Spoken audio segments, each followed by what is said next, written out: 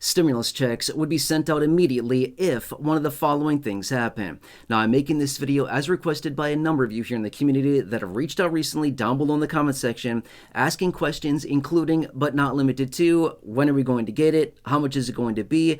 Who is going to be included? Will Social Security get it? What about SSI? What about SSDI? When will it be deposited in my bank account? And the questions go on and on and on. Well, I want to break down multiple different things that are happening right here, right now, that would predicate the distribution of major stimulus. A lot of them piling up, by the way. We have major catalysts on our doorstep, and I want to talk about exactly how this would translate into the distribution of stimulus going forward, and this money to be sent out rapidly in the event that any of these things trigger the distribution of that. And again, there's so many of them right now.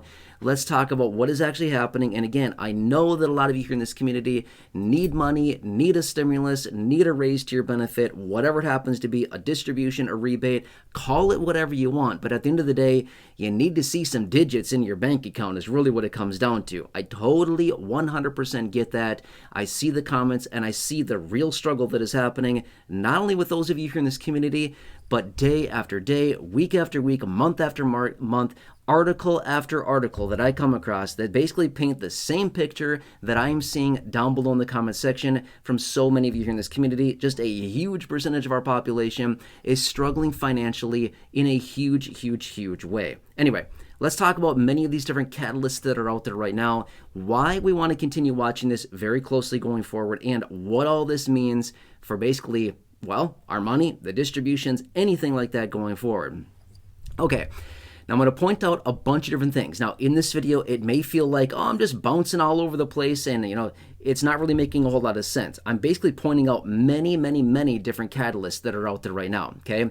Now, one of them that I really want to point out is, well, what's coming at the end of next year. This is a big one that I think we all need to pay attention to, which is the midterm elections. Now, I know that's still a very long time away, but that's a major catalyst, okay? A major catalyst because we always see this that comes out all the time. In front of major elections, what do? They try to bait the hook a little bit. They try to reel us in a little bit, get our attention, and a lot of times they recognize the best way to get the attention of people is obviously offer them a little bit of money, and that's a really good way that they do it, and they've done it many times. So this is one major issue that I want to watch going forward. And again, you might be thinking, but that's November of next year. You're right, but yet, do you think the messaging starts like in February? Yeah, it does, right? I mean, it practically starts here, like within weeks it starts. So that's why this is so important, okay? That's number one. Obviously, with all of the economic data that we've been seeing coming out lately, and again, take your pick, inflation data, remarks and rhetoric out of the Federal Reserve, the jobs data, again, take your pick, doesn't really matter. Look at any economic data that is coming out right now, it's all pointing toward not a healthy, not a strong economy. It is not looking all that great with all of that economic data. It's just not that healthy and not that strong. That's another one. And again, I know it's kind of vague how I just described that, but again, literally doesn't matter. Look at any information coming out of the economic reports. It's not looking very good. These are some of the worst reports that we've seen, like going back to the last major economic crashes that we've seen, 2007, 2008, 2020, 2000, 2001. A lot of these date back to major crashes that we've seen before, okay? And again, remember, I want to point this out super fast because you might be thinking, this has nothing to do with stimulus. What are you even talking about, right? It actually has 100% to do with stimulus. The reason being is, I'm just going to say this. We can ask them all we want. We can beg, we can pray, we can send letters, make phone calls. We can ask them a billion times over and over for the distribution of stimulus. And they won't hear or care about one word that we say. They don't care about that. It's all about the economy every single time, which is what I've said, thousands of times over the last 6 years or something.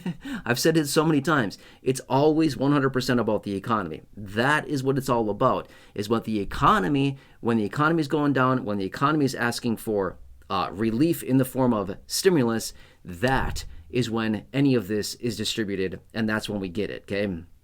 So yes, it always is predicated on the overall health of the economy. Okay, so that's that. The effects of the tariffs. Okay, the effects of the tariffs is a major one as well.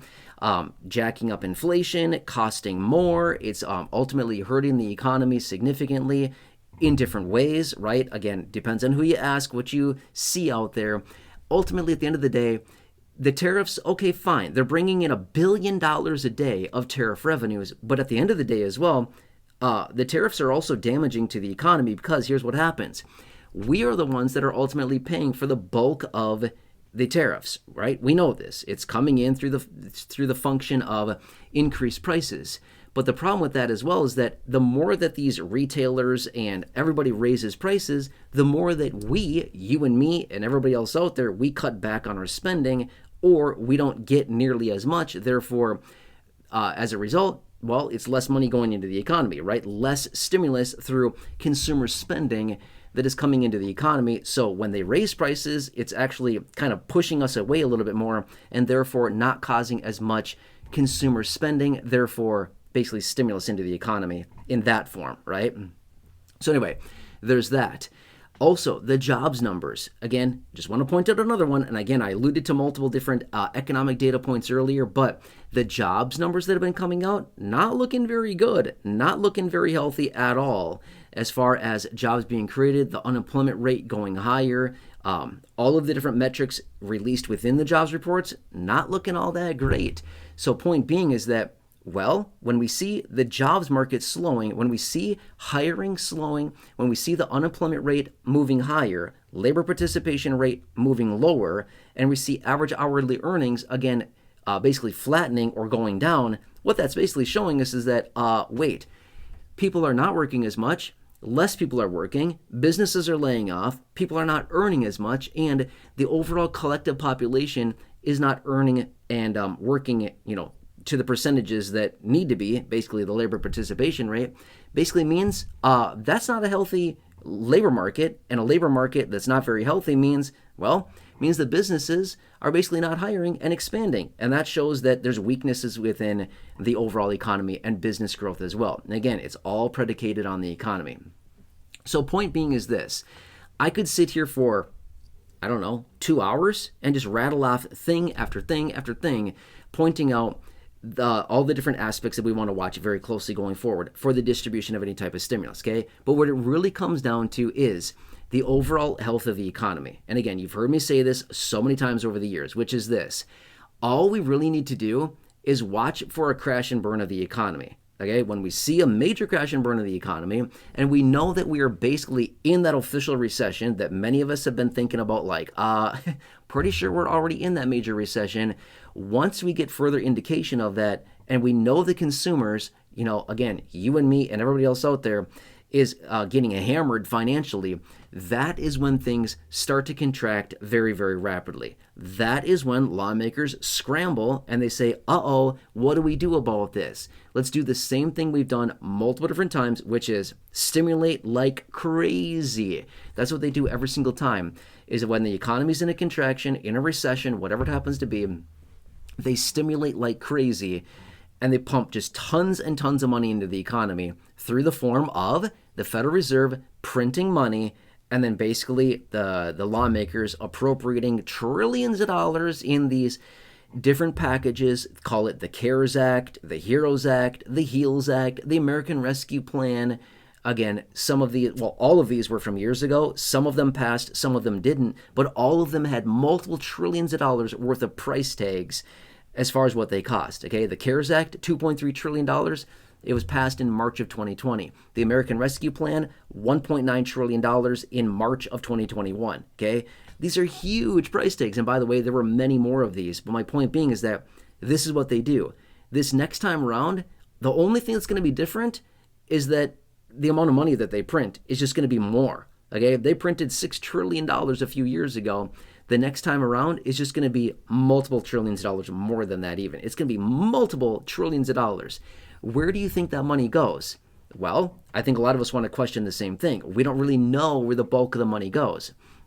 But one thing we do know is that when they do this, some of that money makes its way into our pockets in the form of stimulus or something like that, right? As kind of like a little smoke screen to basically shield where the rest of the money goes that we don't know. All they do is distract us with a little $1,400 or whatever it happens to be stimulus. They distract us while they shuffle trillions of other dollars all these other places while we're distracted by $1,200 or $1,400. They're shuffling trillions other places, and where does it go? We don't know, right? Because we're distracted looking at the 1,400 or the 1,200. Anyway, I just want to point out, it all comes down to economic health is basically what it comes down to. It's all about the economy, okay? So when people reach out and say, but, when are we going to get it? We've been asking for 5 years. I'm just going to be honest with you. They don't care. They do not care one rip at all how many times we've been asking or how long we've been asking. They couldn't care less. They're not even listening for how many times we've been asking. When the economy asks one time, the economy gets immediately. That's all that has to happen. The economy needs to ask for stimulus one time, and it gets it. We could ask 1,000,000 times, and they would say, huh? What? I think I hear a mosquito. Yeah, exactly. They don't even hear us because they don't care. It's not what it's about, right? They care about the economy, which sounds really nasty, but that's unfortunately the truth, okay? Now, anyway, super fast here to follow up and answer some of the questions that, again, I've seen, which is, would Social Security, would SSDI, would SSI, would retirement, would seniors, would people with disabilities be included on this?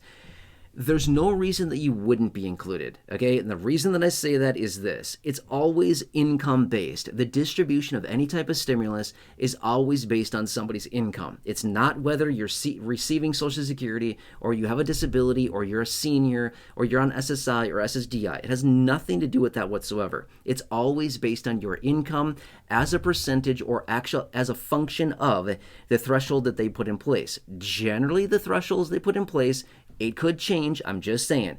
Generally, the thresholds that they put in place are $75,000 a year as an individual and generally $150,000 a year as a married couple. That's generally what they put in place for the income thresholds. If your income is below the threshold, well, then you likely get it. If your income's above the threshold, there's generally a phase out, okay? That's just what I'm saying with that. Anyway, let's stay tuned. Let's just continue to watch everything very closely. I will continue to keep you updated as we get more information on anything going on. It's been a wild time. We've seen multiple different endorsements out of the president this year for the distribution of stimulus, which you've heard me talk about in other videos. I will continue to keep you updated as we get more information on anything that is happening, okay? And again, remember, I'm here on your team. I'm here by your side. I'm here to advocate for you in any way that I possibly can. I get it. It's tough out there financially. I totally understand. I just want you to know I'm here for you. And again, let's just see what happens this next, not even year. Let's just call it the next 10 months or so, give or take a little bit, right? I think we're going to see some very interesting things happen, okay? Anyway, I'll continue to keep you updated with everything going on. Obviously, as soon as, they come forward and say, oh, we're going to do it, something like that, whatever, obviously I'll bring it to your attention immediately. But for those who've been asking, I hope this answers it for you and gives you further details on what is actually going on and what we really need to watch going forward. I hope this helps you. Again, please, if you're new here, subscribe, 100% free. Big subscribe button right down below the video. Please share the video, big share button down below. Otherwise, happy holidays. Thank you so much for watching this. I hope you enjoy your day. Stay tuned. I'll catch you again a little bit later in the next video. Thanks again, and I will catch you again very, very soon. Please subscribe. Otherwise, enjoy, and I'll see you again later.